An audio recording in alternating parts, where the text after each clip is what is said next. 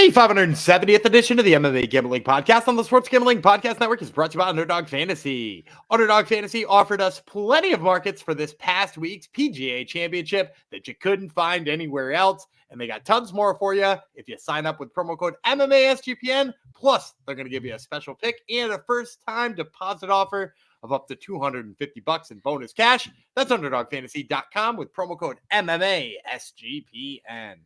We're also brought to you by the Mega Memorial Merch Sale. 15% off everything in the SGPN merch store with promo code SGPNMay.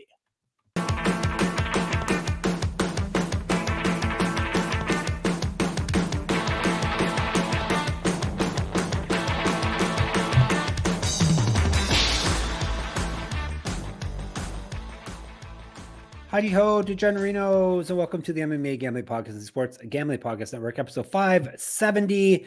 It's going out to Queen Victoria, because thanks to Queen Victoria, we have today off school, work, all that stuff in Canada. So, and everyone knows I'm a big monarchist. I love all things royal family. So this is a very special weekend for me as well. So this goes out to Queen Victoria.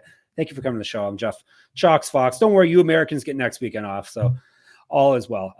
Thank you for coming to the show. UFC is not on this week, but it doesn't make any difference for Mondays, because Mondays are all about regional MMA anyhow. And we got a doozy coming up because my co-host just had himself a weekend for the ages. So I'm sure he's going to want to talk about that before we actually dive into Cage Warriors 172. This actually gives you his bona fides this way when he tells you how great he did this past weekend. I called him the greatest regional MMA capper in the world, and he proved it. Maybe he's the only one, or the most visible one, but I don't know. The only one I know of. He destroyed this past weekend. Of course, that would be the one and only Daniel Gumby Vreeland. Hello. Yeah, you said that on last week's show, and I think I fought back on it. I was like, do you really believe that I'm the best in the world? And then I gave you breakdowns of 22 fights that actually happened, and I hit 20 of them. And as some of our favorites in the Discord said, it's not like they were all negative 500 favorites that I was breaking down. You know, I gave you plus 240 underdog on LFA that came through, a plus 155 on Road to the UFC that came through. All together, when it was all said and done, the 22 fights, 20-2. If you would put $100 on every fight, or 1 unit on every fight, depending on how you want to talk about this, let's say units. We'll say if you put 1 unit on every single fight, you would have been up 11 units on the weekend, which puts us up about 12 units on the year on regional, or 22 units rather on the year for regional MMA. The return on investment's like 12 or 13%. You ain't even getting that in your bank account. So you might as well get in on our, I think it's a 67% win rate right now on regional MMA, which is, I mean, 2 out of 3. I picked tons of dogs too, if I'm being honest. You might as well get down on these, because it's going pretty well. So what are you up for the year now? 22. I said 22 units. Okay. That was fantastic. And my all-time favorite fighter for the rest of my life will be Leisāns Douglas. Leisāns Douglas. Yes, I saw that. Yeah. He is now made the Mount Rushmore of Gumby's favorite picks of all time. Because I talked a little bit with the folks in the Discord about maybe how wild I went on the amount of units I put on. You did. Yeah, it was probably unhealthy, the amount I had faith in Leisāns Douglas. But he had a little bit of a rough first round, and then did exactly what I said, which was throw absolutely uncorked hooks and knocked out. Actually, he hit Nathan Garib so hard that Nathan Garib could not fall down. He was stuck against the cage, and that just, I mean, that's the best kind of TKO when you can get one of those at plus 240. Yep.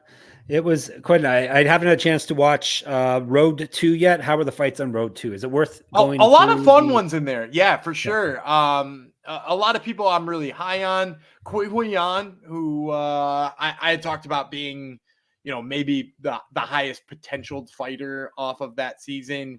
Because she had that really great fight with Karine Silva. She looked sensational. Like, I really like the way she wrestles and the power in her punches. She weirdly won 30-27, 30-27, 28-29. in the weirdest split decision I've ever seen, because I was like, she won all 3 rounds, and they said, the first judge said 30-27, Jan, and I was like, wait a second, he said her name. That means somebody had the other one. Yeah. Kiriakou, and they did then, and then the last one was 30-27. I'm like, well, Kiriakou didn't win every round because she didn't win any rounds. And I felt a lot better. So that was fun. Kong Wang, man, she's going to the UFC right now. She's the one who had beaten Valentina Shevchenko in kickboxing, and then she went in and just absolutely tooled on her opponent with subs. Like her wrestling and jiu-jitsu game was off the chain. So like, I mean, a lot of fun ladies prospects, if I'm being completely honest. I like Feng too, who I had talked about before. Like a lot of women really showed up. There's a couple of guys obviously who look good too, but like it was really I was gonna say ladies night, but it was ladies morning. All about the ladies. Always. That's what our podcast is all about. We're all about the ladies here. We're also all about, this week is all about vroom vroom, squeal, honk honk race. I guess they don't honk in these racing events. They could. They gotta have horns, right? You would think. It's the biggest week in racing regardless. And the Indy 500, with the Indy 500, Monaco Grand Prix, and the Coke 600 all going down. If you don't know anything about this stuff, don't worry. Rod and Kobe. His name's not Kobe. Rod and Cody from the NASCAR Gambling Podcast and the F1 Gambling Podcast have you covered. Make sure to join their Kyle Larson diecast car giveaway. That's free to enter. Just go to sportsgamblingpodcast.com/race to register, and make sure to subscribe to the NASCAR Gambling Podcast and the F1 Gambling Podcast. Plus, we're running a mega Memorial Day merch sale. Gumby lets me know Memorial Day this coming weekend for you Americans. 15% off everything in the merch store. Promo code SGPN May. You're going to want to dress like us. So hat, shirt. We haven't changed since yesterday. Wink, wink. So Gumby and I all have our SGPN gear. Get in there. There's a whole slew of MMA Gambling Podcast gear in there for you, and accoutrements, as there is for every other show on our network. So check it out. sportsgamblingpodcast.com/store. All right. We're going to, where are we going to for this event? We're covering Cage Warriors. Manchester, England. Fantastic. No, Newcastle, not Manchester. Ooh, Gumby. Did we already have on you? We may have already had a Manchester one recently. Yeah, we did. This one's in Newcastle. Newcastle did not win the Premier League. Manchester did. Manchester City. But Newcastle does have something more important than a Premier League championship. It's true. They have our Malcolm. They have Malcolm Bamford. Malcolm Bamford from the MLB Gambling Podcast and the Premier League Gambling Podcast. We love ourselves some Malcolm. All right, so this is going down in Newcastle. I don't know if Malcolm will go. Cage Warriors 172. He should go. Cage Warriors do good events. Newcastle, England. This is coming up on the 25th, which would be this coming Saturday by my math, which is fine with us because UFC is off and it's noon Eastern start time.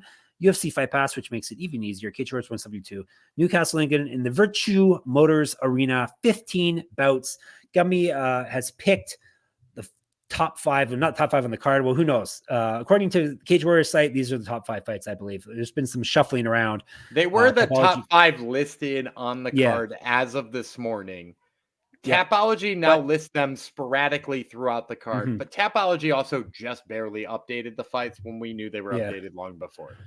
Which is hard when you're a Tapology capper. It makes it difficult for us, but regardless, we're going to soldier on.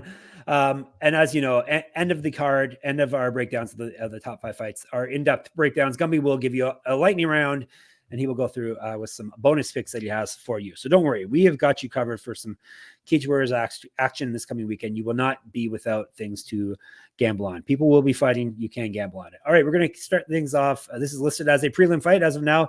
Nick Bagley from England versus Nick Beukema, and he is from another place called the Netherlands. This is at what weight class we're talking? This is a featherweight, 3 5-minute rounds. Tell you about, we don't have any odds yet, right? I didn't find any. I assume you didn't either, right? I haven't found any yet, but I got good ideas of where most of these will fall. Fantastic. All right, start off with Beukema, 2-0, 1 knockout, 1 submission. He's making his short notice Cage Warriors debut. I dare Gumby to have good info on this guy. We'll see. Bagley. There you go. Bagley, 4-1 with 4 submissions. Never been finished in a fight. 3-1 in Cage Warriors, so he's fought at a pretty high level. He's won 2 straight fights. He's not lost since March of 2022, and he used to fight at lightweight. I assume you have things on him since he fought 4 times in Cage Warriors. So, yeah, somehow the dark reaches of the internet, you found things on the other Nick. I've watched Beukema fight twice.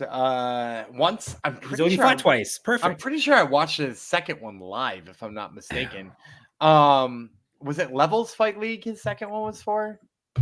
Sounds familiar when I was check. Yes, Levels. Yeah, You're right. Levels. Yeah, I watched that one live. I'm almost positive. Wow, what a So sicko. That's true sick behavior. Levels Fight League, low key, really great. If you haven't checked out Levels Fight League yet, like that is like the least well-known good European promotion. It's all out of the Netherlands. But anyway, Beukema is just kind of like a poor man's Nick Bagley, if I'm being completely honest. Get out of here. Another Nick B. Nick B's like Nick B. Nick B's like Nick B. If you watch a Nick Bagley fight, he's got like a really good double leg. He's powerful in his wrestling, but also like technical in his wrestling. Like I really like what he's doing on his entries and how he ducks under shots. I also really like how he gets close to his opponents for those shots, doubling down on the jab. He seems to be lighting up on his feet, that he closes the distance for those takedowns really well. He moves forward, which makes the takedowns easier. All of those things make me say, like, Nick Bagley might be a prospect, like a capital P. Like, this guy is maybe somebody to keep an eye on, especially if he rounds out the rest of his striking so that it's not just a means to an end. But at, 5 pro fights or wherever he's at right now, like, that's pretty much all he has to be. Beukema, in what I've seen, is his ability to close the distance not nearly as good. Like, I worry about him just absolutely getting pieced up as he's trying to close the distance. Also, when he enters into the distance, he enters immediately into like the rib cage upper body area. He never gets down on the legs. And then it's like one of those, like, he tries to muscle take down somebody with like a high body lock. It's not even like Greco-Roman. It's not even like he's trying to trip or throw or things like that. It's totally like he's just trying to use the strongest muscles he has to throw a guy down. And so far, he's fought bad enough competition where that's worked. But with what Bagley brings to the table, I just think Bagley does everything a little bit better, is a little bit faster. And if for some reason Beukema's takedown defense plays up, I think Bagley pieces him up on the feet. So I'm going to say Bagley probably comes in here as a large favorite, especially because Beukema's taking it on short notice. We'll say negative 300, and I still like Bagley and like parlays and stuff at that price. All right, kick things off. Attack of the Killer, Nick B's. Gumby likes the favorite of the Nick B's, Nick Bagley. All right, we are moving on to which one do we got next? According to their site called Cage Words, we're going up to next one, the Gumby. What's the next fight we're doing, Gumby? I put Josh Abraham and Abraham and Aiden Lee is the next one I put. Okay, you want to do that one next? Fine. We would do Josh Abraham, Aiden Lee. This is a lightweight fight, and it is Josh Abraham from England versus Aiden Lee from England. 3 5-minute rounds. As of now, listed on the main card.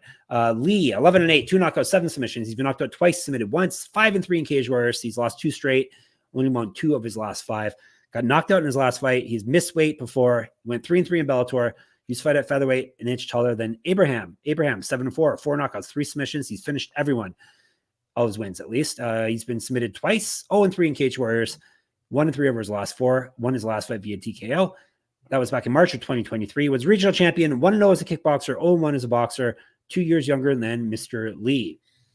I actually think this will probably be a pick'em. It's a really hard fight to call, and it's hard to call for multiple reasons. The first part for me is that Aiden Lee, I think, is the better striker. Abraham kind of crafty on the mat, if we're being completely honest. I like his ability to work on the ground.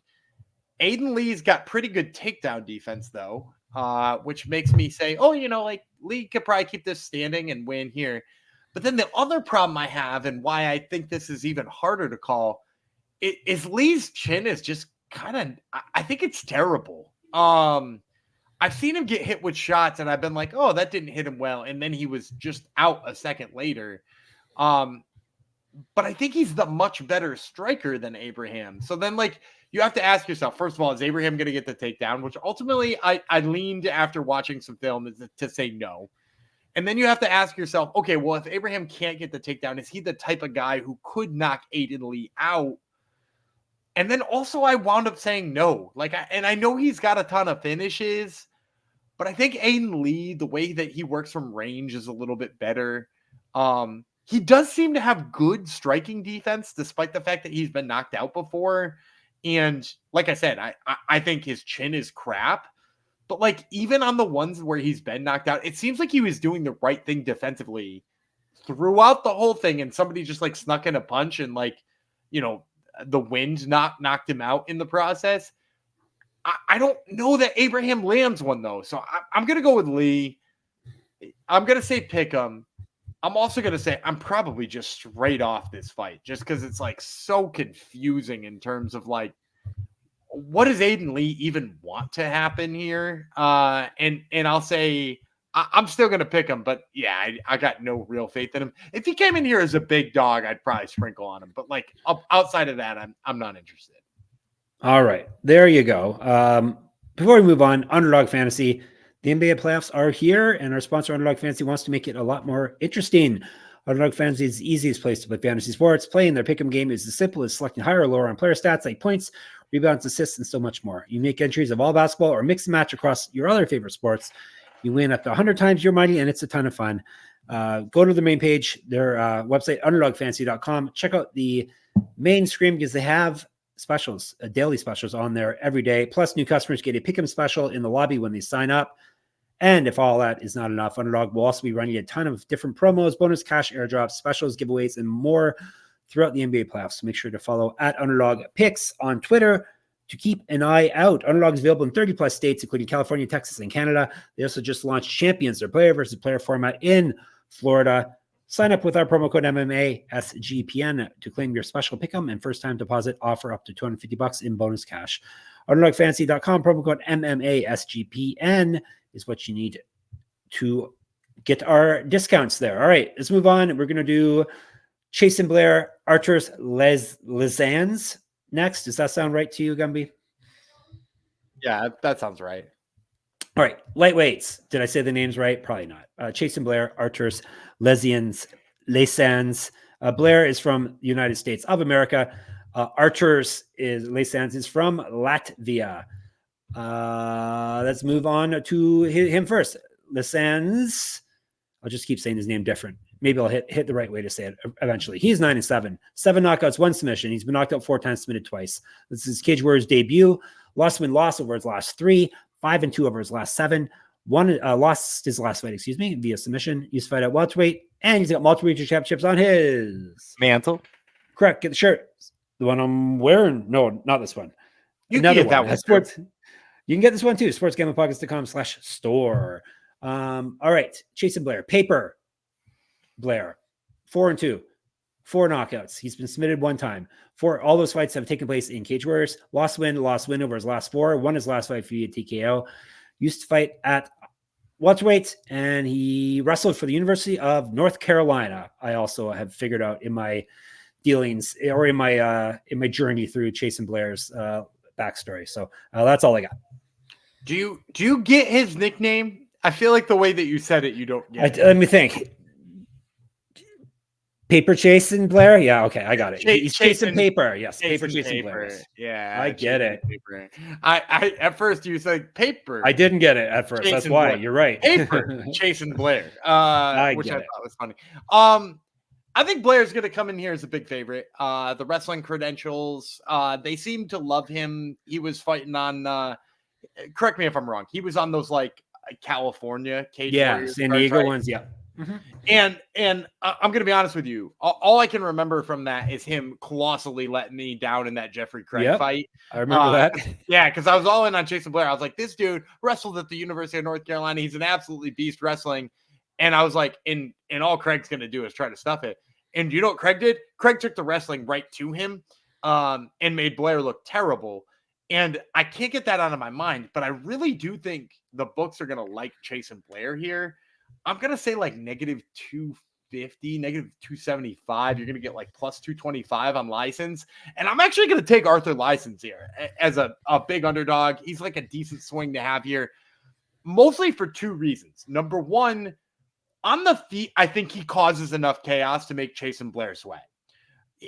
He's not technical, but he can force you to brawl. Like he's going to come in, wide hooks, tons of pressure, just make it as crazy of a dogfight as he can. And when Chasen Blair shoots on him afterwards, because he's definitely going to shoot on him afterwards, right? Chasen Blair is going to want to turn this into a grappling match. Leisāns is a guy who has maybe not the best wrestling I've ever seen, but really great scrambling abilities. Like his ability to take your takedown and turn it into something for him has proven to be his best weapon. And like you look at his record, and I think this is why he's going to be a big underdog too. You see 9-7, and you're like, well, that guy sucks. But you also have to remember at some point he was 4-5, and so like he has turned his career around with a lot of wins and not a lot of time, and a lot of it has been through those scrambles, has been through his ability to get to submissions and good grappling positions. And Blair has shown a weakness in that, and not like. It's not like a glaring weakness. Like that's his worst spot, but like that Craig fight sticks out to me as like this guy may be better offensively grappling than he is defensively. And it might be by a wide margin. And if this guy can scramble with him and force him to sweat on the feet, I think Leisāns is worth a stab. And like, I'd say he's worth a stab anywhere over like plus 175.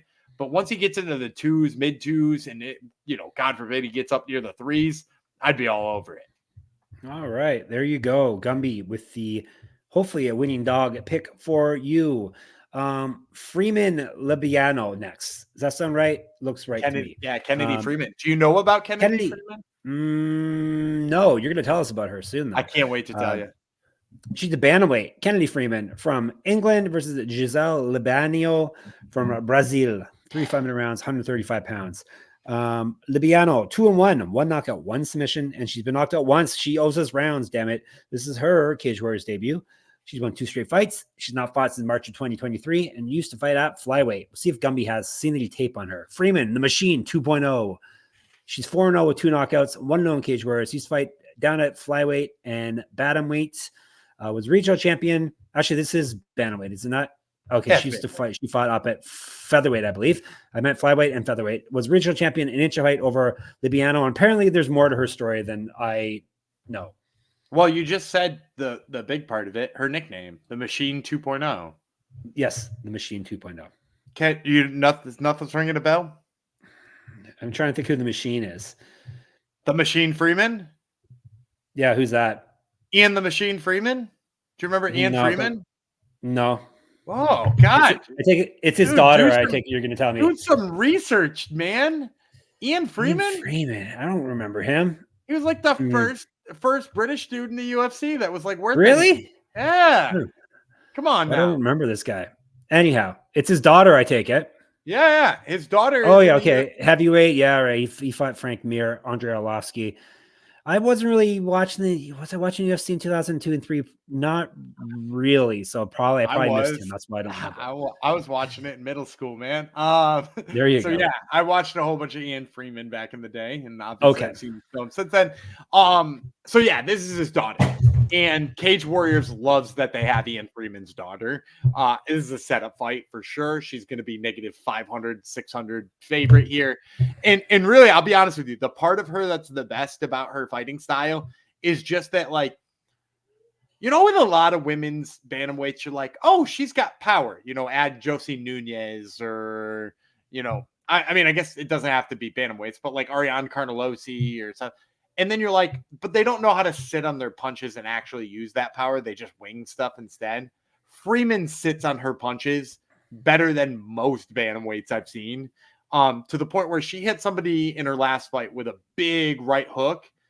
The girl took one step backwards and then did like the Ric Flair walk forward and fall on her face. Like, it was like, I mean, it was fantastic. And I was like, oh man, this girl hits so hard. And like she's got the pedigree too. Like maybe one day we'll get to see her fight Frank Mir's daughter, because she's also a beast and at 135 pounds. Although I don't know if she can make 135 pounds. Side note, Bella Mir, absolute beast. But so like maybe we'll see them fight each other. But like the very fun part about this is like Kennedy Freeman, actual prospect. Cage Warriors likes that they've got the storyline there, and they set her up with a 2-1 Brazilian who, like, she's got some jiu-jitsu. I'll say that about Libânio. But like she's just gonna get hit. So give me Kennedy Freeman here. At -500, am I squeezing her into parlays as a 5 or what is she, a 4-0 prospect? 4-0 prospect. Yep. Nah, I'm staying away from that. But at the same time, she's the pick here. All right. As you know what else is the pick? One of our new sponsors, Rhythm, RITHMM is how you spell it. Obviously, if you're betting on NBA player props, then you need to download Rhythm. Rhythm gives you a menu of the best player props for every single NBA playoff game, making it easy to go through and find the best props to put your money on in seconds. Rhythm's predictions are backed by over 3 years of data and a team of data scientists and quants that focus on fine-tuning your algorithm and give you the best shot at winning. Rhythm pairs its predictions with player prop graphs to help you feel even more confident in your picks, which you can make wherever you normally place your bets or DFS picks. From superstars to bench players, Rhythm finds the best player prop lines, all backed by AI data without you needing to endlessly scroll a sportsbook. Rhythm also allows you to create your own custom NBA models so you can get AI-backed money line, spread, and total picks for every playoff game. Start a free 7-day trial and start winning your NBA player props with Rhythm, available wherever you get your apps. RITHMM, Rhythm. All right. Got 2 more fights to go, I believe. One more? And one more fight to go, and it's the main event. Hopefully only one more, because I've only prepared one more. Cage Warriors vacant featherweight championship. Gumby, why is it vacant? Good question. I'll be on it. And or actually, I'll put the intern on it. I should have known you were going to ask. Of course, Harry Hardwick from United Kingdom versus Orlando Wilson Prins from the Netherlands, I believe. Yes, Netherlands. 5-minute rounds, 145 pounds for the featherweight belt. Tell you about Prins first. 5-2, 1 knockout, 3 submissions. He's 2-2 in Cage Warriors. However, he's won 2 straight fights, including winning his last out via DKO, and he used to fight at lightweight. Harry Houdini Hardwick. Yes, I get it, Gumby. He's 10-3-1, 1 knockout, 4 submissions. He's been submitted once. 4-0-1 in Cage Warriors. He's won 2 straight fights. He's gone 5-0-1 over his last 6. Won his last fight via submission. 1-1 at Bellator. Used to fight at lightweight and down at bantamweight. Was regional champion. 1-0 as a kickboxer. An inch of height. 5 years younger than Prins. And this is basically a last-minute fight for both guys. They both have fights on this card. I think it was Hardwick that lost his opponent, and then they moved Prins up to the main event. So Prins also lost his opponent. Right. So I actually talked with Orlando Prins this week. He's going to be on the Top Turtle MMA podcast. He lost his opponent like 5 weeks ago or 4 weeks ago. And then he basically gave Cage Warriors a deadline. He said, if I don't have an opponent by Monday, meaning a week ago at the time of this taping, I'm not going to fight. I'm not going to take something last second. Like either give me a fight by Monday or don't. He said he had basically lost all hope that they would get him an opponent. He was like, I was still working hard because I said they could tell me by Monday. And then he said his manager called him Monday and asked him if he wanted to fight Harry Hardwick for the featherweight belt. And he was like, yeah, of course. Like they made the deadline. And of course I want to fight for the featherweight belt. So like, weird situation where both of them had lost opponents and kind of not thought they were going to fight each other. They were still looking for a contender for Harry Hardwick. I don't think they thought Orlando Prins was the answer, especially because he's 5-2. There's not like a lot of hype behind him. And Harry Hardwick is George Hardwick's brother. So like, of course there's hype behind him. By the way, this title is vacant because Paul Hughes signed with PFL. So anyway, Harry Hardwick's got tons of hype behind him. I would not be surprised to see him of upwards of -350 as a favorite. And I'm going to tell you to take a stab on Orlando Prins if that's the case. Because Harry Hardwick is not George Hardwick. We're talking about a Javid Farid Basharat situation here. Mm-hmm. Or, whatever brother, this is a Jim and Dan Miller brothers situation. Or who's the Brazilian ones that I'm forgetting now too? Farid, Javid, Jim and Dan. I can't remember either. Yeah, I'm forgetting the Brazilians. We just covered it, I think, but yeah, I'm forgetting the Brazilians that I'm messing up on. But like Harry Hardwick is the B side of the Hardwick brothers. And in his last fight, if you go back and you watch it, first of all, he comes forward kind of recklessly in a way where he gets hit. And not for anything. Orlando Prins knocked the dude out last time, although the knockout, I guess, was in a triangle. But like he had a guy in a reverse triangle and hit him with just hammer fists until he quit, which was pretty sick. But like he's got power in his hands. He's a decent boxer. But like also if Harry Hardwick just moves forward blindly, Orlando Prins could put him up against the cage and take him down. Like his jiu-jitsu game is phenomenal. He's really good at jiu-jitsu, which is not necessarily what you think of when you think of like Dutch guys. But like Orlando Prince's jiu-jitsu game is nasty.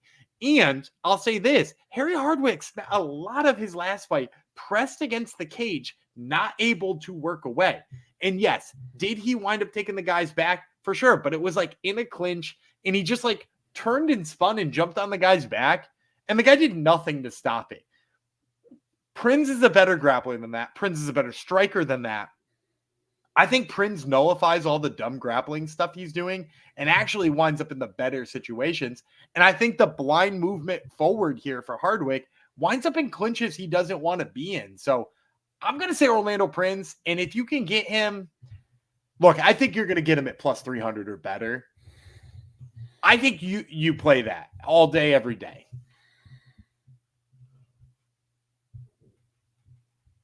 All right, there we go. I thought you had more to say, but no, you stopped. Just all day, every day.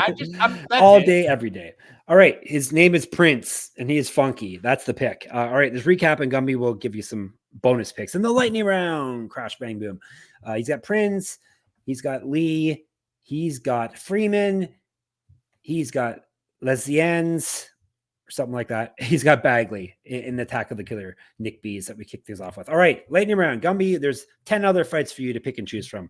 Anything that is interest to you? Yeah, there's only 2 that really stuck out to me where I was like, yeah, maybe we could get down on these. And the first one is in the co-main event. This might wind up sounding a little chalky at the end of the day, but James Power is absolutely going to take it to Daniel Kozielinski. Kozielinski is a guy with a record that looks just like Power. In Power's last fight, like in his last fight, I watched him fight. It was an Italian dude. It was like Gianluca something sounded Italian. But he looked fantastic doing it. I was like, oh, this guy's got great forward movement. I was like, he's really phenomenal. And Kozielinski's fought nobody. All of his opponents are like 0-0. And if you watch the film, like he's clearly just beating up on nobodies. And I think Power is going to take it to him. He's probably going to be a big favorite, so I'm not going to go nuts on him. But like James Power is probably another great spot. Another spot I really like here is the Welsh fighter, Tommy Hawthorne. He's going to be fighting Leon Hill. I'm guessing Hawthorne is going to be a decent-sized underdog here. Probably not anything too crazy, but probably like, high 100s, low 200s.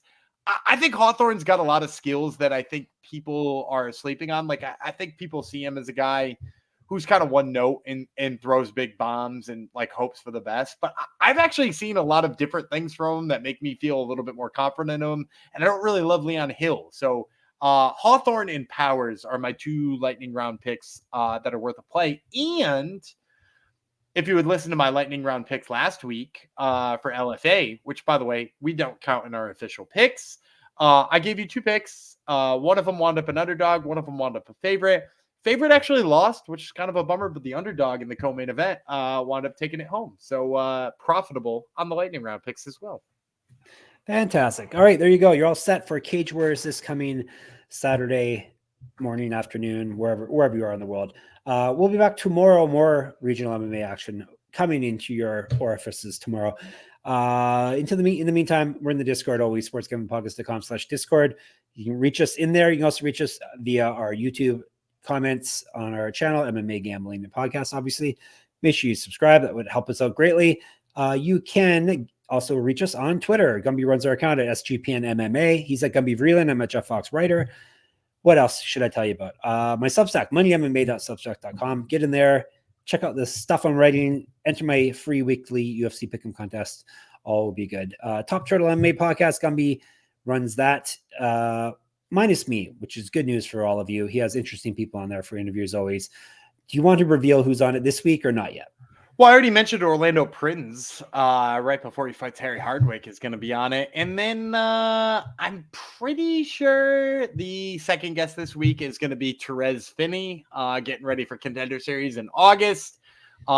If he's not on this week, he'll be on next week and we'll be filling in with another person. But I just talked with him. A lot of fun. You're going to love both the Finney and the Prins interviews. All right, fantastic. Always good interviews on that show of Gumbies. And make sure you go to sportsgamblingpodcast.com, sportsgamblingpodcast.com/store, sportsgamblingpodcast.com/Patreon. Gumby, get us out of here until tomorrow. All right, I'm David Gumby Freeland. He's Jeff the Machine 2.0 Fox, and we will see you tomorrow.